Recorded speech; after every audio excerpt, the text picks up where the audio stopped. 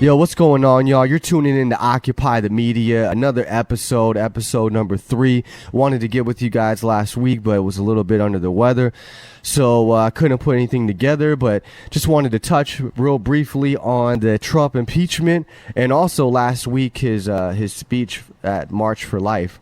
Also wanted to touch on that, but first, today's Monday, we know we got the ongoing impeachment sham going on, but this weekend Trump's legal defense team had their opening arguments, and I just want to kind of touch on his legal defense team. If you haven't looked already, we got some more Bush associates surrounding Trump, if you're surprised by that at all. Patrick Philbin served as a political appointee in the Department of Justice under Bush, and another Bush official, Mike Purpura. And then on top of that, he added Ken Starr and Alan Dershowitz. This is the two guys that helped Epstein out. They were part of Epstein's legal team. They helped him get a sweetheart deal, that lenient plea deal, which helped him evade prison time for multiple charges of soliciting and trafficking underage girls. And instead, he got only 13 months of house arrest, where he was allowed to go to his office 6 days a week, 12 hours a day. And this is the people that Trump is bringing together to defend him, no matter how bad it looks. Now, also remember, too, in regards to Epstein, Trump also hired Alex Acosta for labor secretary. Now, he had to step down because of all the controversy surrounding Epstein, but he was the then U.S. attorney in the Southern District of Florida who signed off on Epstein's plea deal. He also never informed Epstein's 30 alleged victims of the plea agreement. Okay, and apparently the labor secretary is the one who goes after the human traffickers, the sex traffickers, and this is somebody that Trump placed as labor secretary, someone who was protecting a human trafficker, a sex trafficker.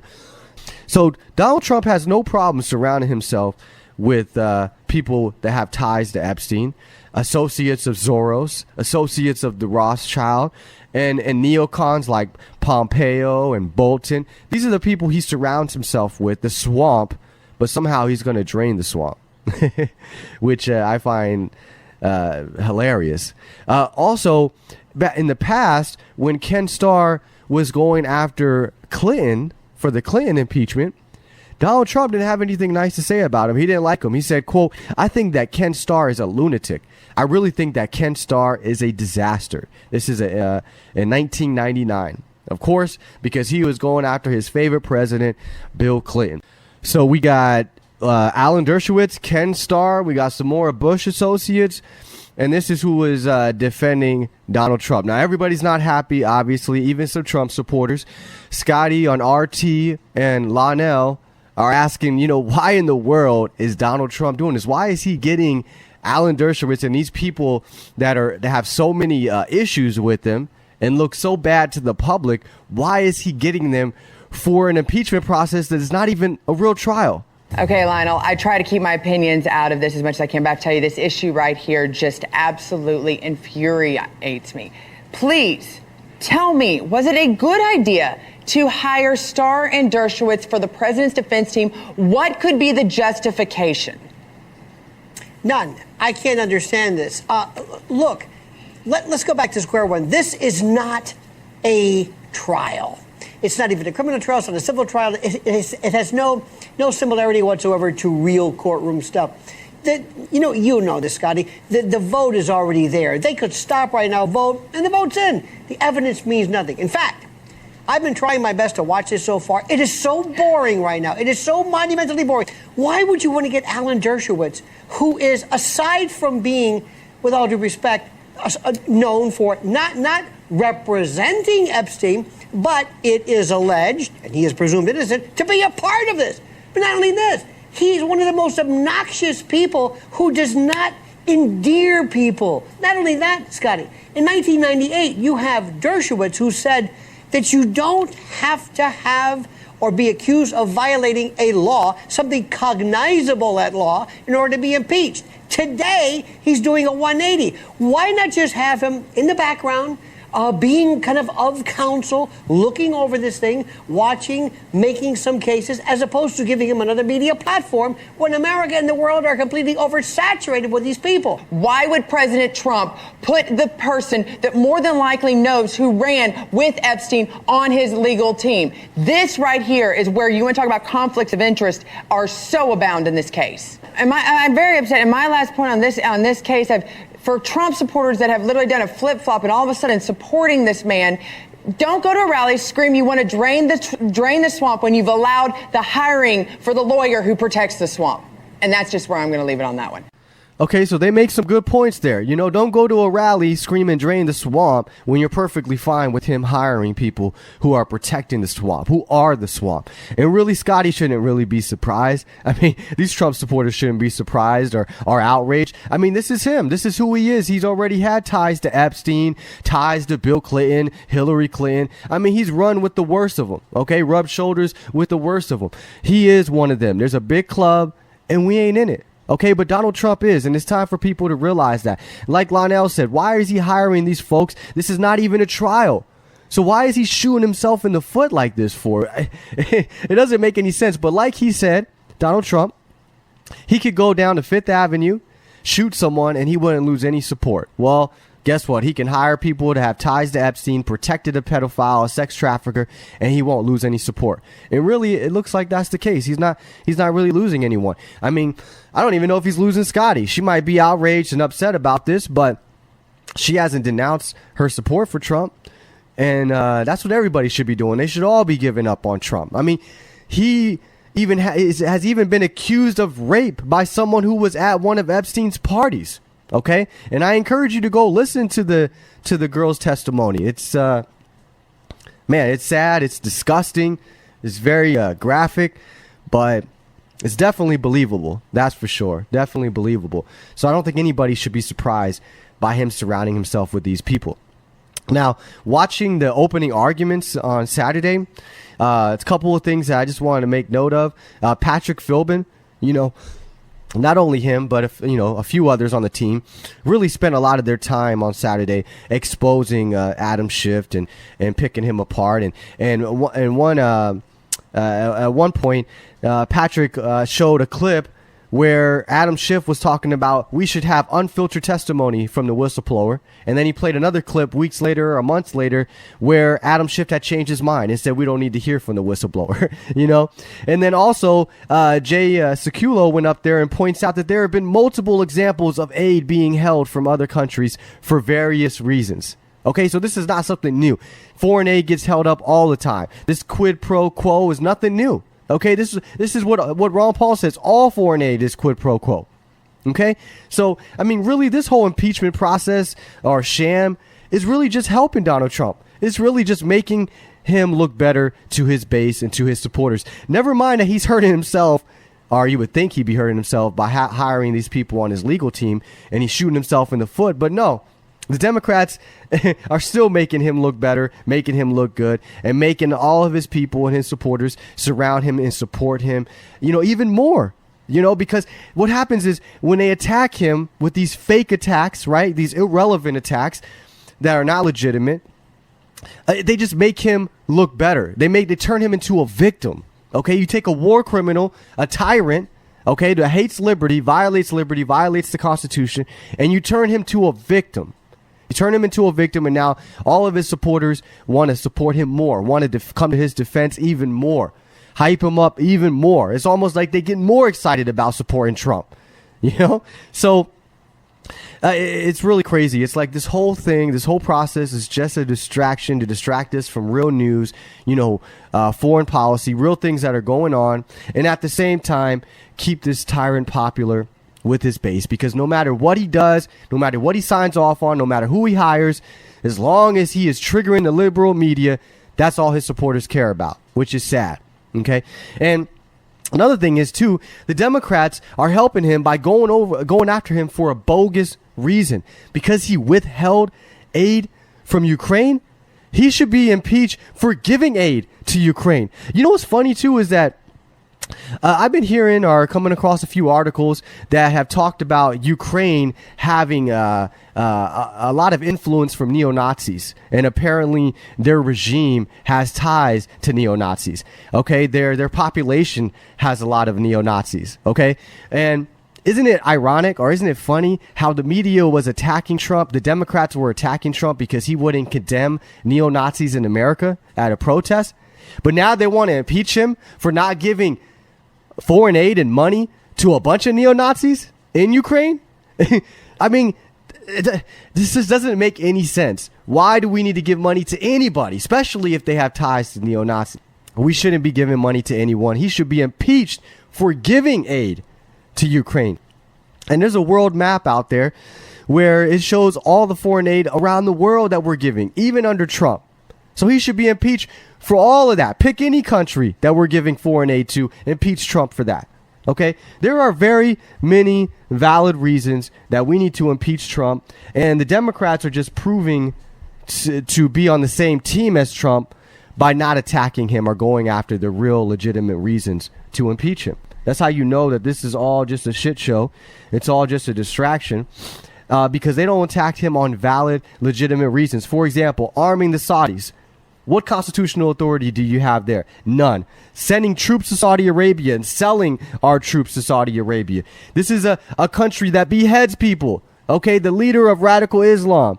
And we're sending troops over there. We're sending arms, selling arms to them. How is this constitutional at all? It's not. Okay, so two reasons right there we could impeach him. Donald Trump has also been pushing for regime change in Venezuela, Iran, and Syria, protecting oil, stealing oil in Syria. How is this constitutional? Where? None of it is. We can impeach him for that. Donald Trump has signed executive orders to pass tariffs from the executive branch. You have no constitutional authority to do that. All tariffs and taxes must be passed by the Congress, not the executive branch. So right there is unconstitutional. And remember, Donald Trump said at his last rally that we will always defend the Constitution, which is a lie. He doesn't do that. Republicans don't do that. He also declared a national emergency. Remember that? Unconstitutional. There is no constitutional authority to declare a national emergency and shut down the border. He has increased the spending, the debt, deficits. He signed multiple bills that include funding for Planned Parenthood. He has endorsed red flag laws, the bump stock ban, sanctions on Iran, Russia, North Korea. Where do you get this constitutional authority to pass sanctions on other countries and block goods from coming into their country? You don't. Okay, we're supposed to be capitalists, and here Donald Trump is blocking goods to getting to the people that he claims to stand with, the people of Iran, the people of Venezuela who need these things. Also, subsidies he sent to farmers. So that's more socialism right there. Talking about America will never be socialist, but here he is pushing more socialism. Where do you get the constitutional authority to pass out money to farmers because they're hurt by your trade war? Also unconstitutional. Okay, so there's no authority for that. Renewed FISA, renewed NDAA, renewed the Patriot Act, all unconstitutional. Jailing and going after Julian Assange, someone who's not even an American, violating his free speech. Okay, so these are multiple reasons that we could go after Trump and impeach Trump. Okay, every single day the military acts outside of the Constitution. That's a new reason to impeach Trump. We don't have the constitutional authority to be anywhere around the world. We need to shut down all of these bases. And as long as we have these bases open, as long as we have troops spread out, as long as we're bombing people, okay, these are all acts of war without a declaration of war. He should be impeached. But the Democrats don't want to bring this up because then they may be held accountable for their votes in some of this, in supporting some of this, like the foreign policy. And then they also would have to go after a Democrat later on or go after Obama for the same thing. So they don't want to do that, which again points to the fact that they're all on the same team. Okay, there is no difference. All right, one party. Remember that. And it's funny how the Democrats, again, pretend to hate Donald Trump, and yet they continue to give him more money, more power. I mean, Jimmy Dore said it best. The Democrats joined Trump in passing this. Why? It's because they both serve the same donors who are their interests are in having this deal. So now the Democrats, while impeaching Trump, has handed him a trade deal, a victory.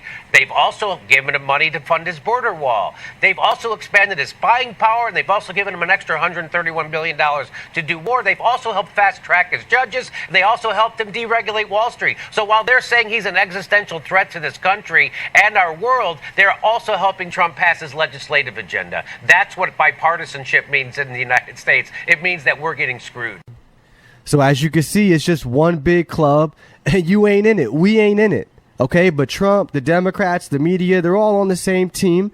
And that's why everything continues. The wars, the trade deals, the military-industrial complex, the welfare state, the police state, the spying, all of it continues because they're all on the same team. And all the fighting, all the back and forth, the name calling is just for the cameras. It's just for show because they got to distract us. Okay, so today, Monday, we just got some breaking news here as I'm recording this. John Bolton. But anyways, this is breaking news. New York Times. President Trump said he wanted to keep aid to Ukraine frozen until its officials helped him with investigations into Democrats. John Bolton wrote in an unpublished manuscript of a new book. Okay, so, here they're trying to make it seem like John Bolton is a problem for the president or maybe even an enemy of the president. But in reality, again, this is all for the cameras, all for show, some BS that he wrote in a book. And now they're going to make a big deal out of it. So they can pretend all they want.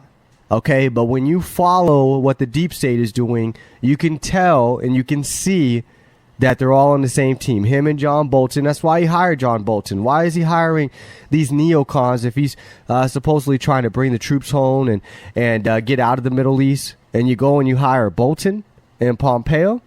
Okay, so again, they pretend to fight on TV. Schumer, Pelosi, they pretend to fight with Trump. Now you got Bolton, seems to be going against Trump or hurting Trump. But in reality, none of it matters. None of it. Even if they did impeach Trump, it still wouldn't matter. They're just removing one of their puppets. Okay. And for whatever reason, they feel the need to go ahead and do it and replace him with someone else. But I don't even think that's going to happen. I really just think this is just for distraction purposes. They got to continue the foreign policy. They got to continue growing the empire. They got to continue, expanding the government, growing the size of government. And that's what Trump is doing. Okay, but in the meantime, they got to distract you, and that's really what they are doing. Now, real quickly, I want to jump into the March for Life real quick, and then we'll probably wrap it up for this episode. But last week, Donald Trump did speak, and apparently he was the first president to speak at the March for Life rally or protest. Okay. And one thing I noticed, the first thing I noticed when I pulled it up was Mike Lee joined him in the background. And Mike Lee, who was just furious and upset about the hearing they had from Trump officials in the Trump administration. And he was upset, and rightly so, because they were telling senators not to debate about further military action in Iran. And they had really no evidence or no real reasons to give on why we assassinated Soleimani. Okay, and he came out, upset, and he exposed the meeting, exposed the fact that they didn't have any evidence, and the fact that they were trying to stop them from debating. But lo and behold, here he is this week, behind the president, standing with him. All smiles, all cheers. It really is a sad sight to see, because it was great to see him up there fired up and upset and taking on the administration and calling them out. And then in the next week to see him, marching right behind Donald Trump.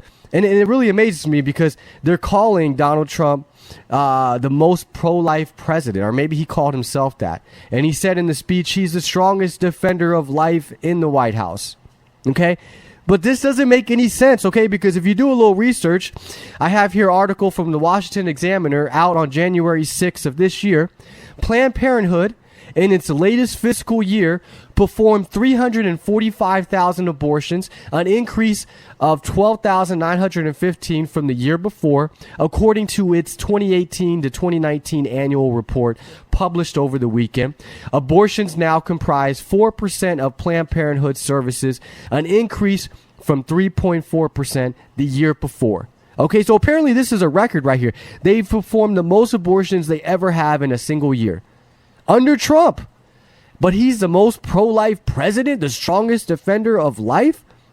Also, Trump and the GOP included over $550 million in Planned Parenthood funding between now and the end of the fiscal year, September 2020. This was put into the last spending bill, that omnibus spending bill that passed in December. Okay, and I fact checked this with the article here, Tennessee Star. This was out May 21st, 2018. Apparently, Planned Parenthood gets over $500 million every year. So it says here, Planned Parenthood local affiliates received an average of $543 million in government grants and reimbursements each year since 2010. Okay, so they're getting paid out from the taxpayer every single year. And under Trump, what happens? They get $550 million more, and they have an increase in the number of abortions that they've done. But Trump supporters don't want to hear this. Right? They don't want to talk about this. They just want to not say that it's not the president's fault. He's trying. He's doing his best. The Democrats are getting in the way. Well, guess what? The Republicans had total control and did nothing. They had control of the House. They had control of the Senate. And they had control of the White House. And when that happened, what did they do? They didn't do anything to stop Planned Parenthood. Matter of fact, excuse me, Rand Paul tried to pass a bill to defund Planned Parenthood and got shot down by the Republicans and got no help from Trump, no exposure from Trump whatsoever. So when they had a chance to do something, they did nothing. So how is he the most pro-life president when they've done nothing to stop the funding of Planned Parenthood? It just amazes me that he can hire people that's tied to Epstein, tied to protecting pedophiles, and he can sit here and continue to fund Planned Parenthood, and the people still cheer him on. They're still excited about him. I'm telling you, man, the media has played his supporters. It's the liberal media that has triggered you into supporting him no matter what. No matter what. And, you know, also, back a year or two, Larry Kudlow responded to a spending bill that Trump had signed that included Planned Parenthood funding. A top White House official says Republican leaders in Congress advised President Trump to sign a government spending bill that funds Planned Parenthood. Pro-life leaders wanted the president to veto the bill. White House correspondent Mark Irons gives us a glimpse of behind-the-scenes negotiations. Mark? Wyatt, Larry Kudlow is the president's chief economic advisor. He is also a Catholic convert. I asked him this morning about the president's decision to sign off on a bill keeping the government running, but also funding the nation's largest abortion provider. Why did the president sign the spending bill on Friday? It funds Planned Parenthood. That's something he said he's opposed to. Why did he sign it? It's a tough call. Kept the government open on the advice of the Republican leaders. Very tough call. Can you explain that tough call? What do you mean by that? It's a tough call, difficult call. He decided to go with the advice of the leadership. Did the leadership let the president down on this issue? Here's what I'll say. When we turn the page into the next fiscal year, you're going to see a very tough budget from the administration. Very tough budget. And I'll leave it at that. Okay, you see, he says that the president had to make a tough call. Okay, and he had to keep the government open. So, hey, we got to fund Planned Parenthood, right? No matter what it takes to keep the government open, because God forbid that the government shut down. So, and then he says that in the next fiscal year, you're going to see tight budgeting.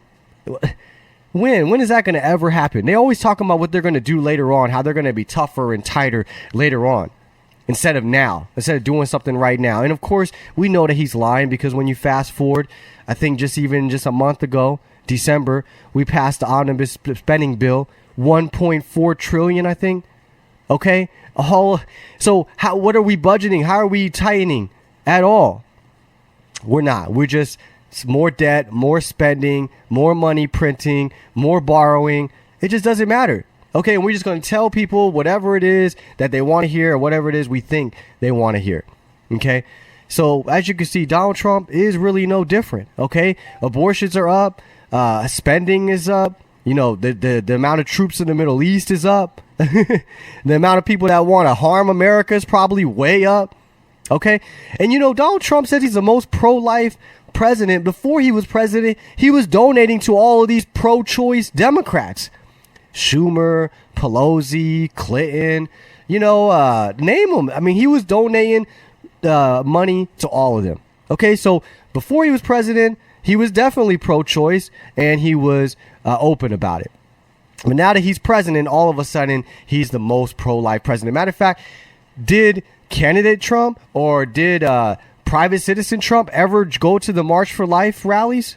I mean, I don't know how long they've been going on. I think they've been going on for a while. You can correct me if I'm wrong, but I don't think he was going to any of them before this one. So, these people that claim to care about life, they really need to open their eyes, okay? Because if you care about life, you shouldn't be supporting a president who obviously doesn't share your values or your beliefs because he doesn't care about saving innocent life. Obviously, he doesn't. If abortions are up, the funding is up. And I think he's trying to cut a little bit of funding from Planned Parenthood. I think something to do with Title 10. But apparently that's a small fraction, like 50 or 60 million out of the 550 million that they're getting.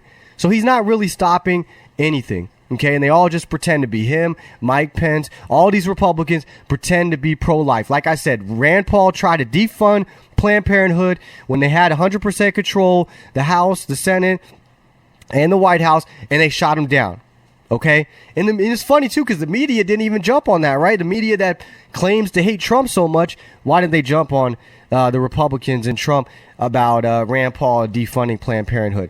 Okay, because they're all on the same team. And they're just there to fight about things that don't really matter, right? And the things that do matter, they come together on, like spending, funding, the wars, all of that. Another thing is, too, you can't be pro-life if you support our foreign policy. All these Republicans that support Trump, to support the military, okay, well, guess what? Our drone bombs kill the unborn as well. Unless you only care about the unborn in America, okay? You got to care about the unborn everywhere. And when we bomb people, we kill pregnant mothers. We kill unborn children. We kill young kids. So how can you claim to be pro-life and you don't say nothing about these kids that we're bombing? I always bring it up. In Afghanistan, we dropped one bomb, I think, last year. Wiped out an entire family, included kids. Okay? In Yemen, Donald Trump's first raid that he authorized, we killed I think 9-year-old American citizen. Okay, but Obama had killed her cousin prior, but then Trump went and took her out. Okay, so our foreign policy is the furthest thing from pro-life. And so therefore, if you claim to be pro-life, you cannot support our foreign policy. You must be anti-war. And then not only are we bombing these children, we have to also mention that we are separating and caging children at the border. Okay, and then, we can also bring up Child Protective Services. They're also separating U.S. children from U.S. parents. Okay, and Donald Trump ain't doing anything to stop that. So we are violating life all around, okay? And we are harming children at the border, here in America and overseas. And a lot of these Republicans have nothing to say about that because they don't care about children, brown kids being separated from their mothers or their parents and being caged. And a lot of them, some of them even dying in government custody. No, they don't care, right? Because they only care about the rule of law. And they only care about national sovereignty, except when we go to the Middle East and violate their national sovereignty and bomb their people, Republicans back home don't have much to say. And it is sad because if you care about life, you got to really care about all life, right? All life is precious, like Trump said, except the ones that he bombs, right? Except the ones that he separates from their families. So we really got a lot of work to do. We got a lot of exposing to do. The media, Trump, the Democrats, they're all in bed together, and they really are. They really are working in concert together, in cahoots together, to distract us and to continue on what's been going on. Growing the deep state, continuing the spending, continuing the wars, while we all sit here and just hope for change, right? Vote harder, right? Just wait for the next election. Anyways, that's all I have for you guys today that I wanted to touch on. Hopefully, we'll drop another episode here again in a couple of days this week.